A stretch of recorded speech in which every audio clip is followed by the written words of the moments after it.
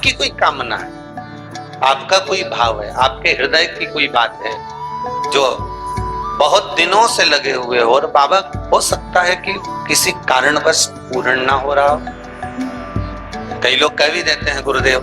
कोई कोई कहते हैं, जैसे आज कोई कह रही थी बच्ची की मैंने शिव महापुराण में पशुपति व्रत सुना और उसको करा, उसका लाभ मुझे मिला, मेरे पति ने भी करा, उसका भी लाभ मुझे मिला। पर एक काम गुरुदेव ऐसा अटका हुआ है कि वो काम हम करना चाह रहे हैं, व्रत भी कर लिया, अनुष्ठान भी कर लिया, पर फिर भी वो व्रत के कारणवश भी वो कार्य नहीं हो रहा। तो समझना कि कोई कार्य बड़ा भारी होगा और बाबा उसको कर नहीं रहा है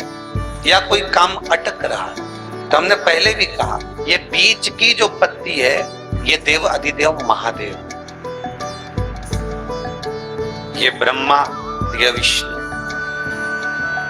इन दोनों पत्ती के मिलन से लेकर इस पत्ती के बीच की जो डंडी है, ये नीचे की डंडी का वर्णन नहीं कर रहे, इन दोनों पत्तियों के बीच में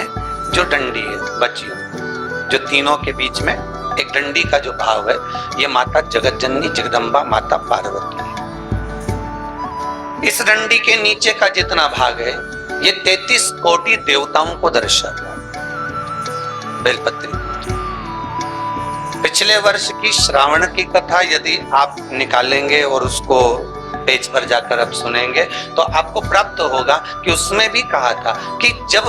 आप पशुपति व्रत कर रहे हो या कोई नियम धारण कर रहे हो या कोई आपने नियम उठा रखा है और वो कार्य आपका हो ही नहीं रहा, आपने 2 बार पशुपति व्रत कर लिए, आपने ये कर लिया, आपने प्रदोष कर लिया, आपने सोमवार कर लिया, आपने सारे अनुष्ठान कर लिए, बहुत सारे उपाय भी करे तो भी नहीं हो रहा है, तो इस बीच वाली पत्ती पर शहद लगाकर बाबा का जो शिवलिंग है उस शिवलिंग को इसको छुआ दीजिए या उससे चिपका दीजिए और उस पर अपनी हथेली रखकर कामना कर कर वापिस घर को आ जाइए।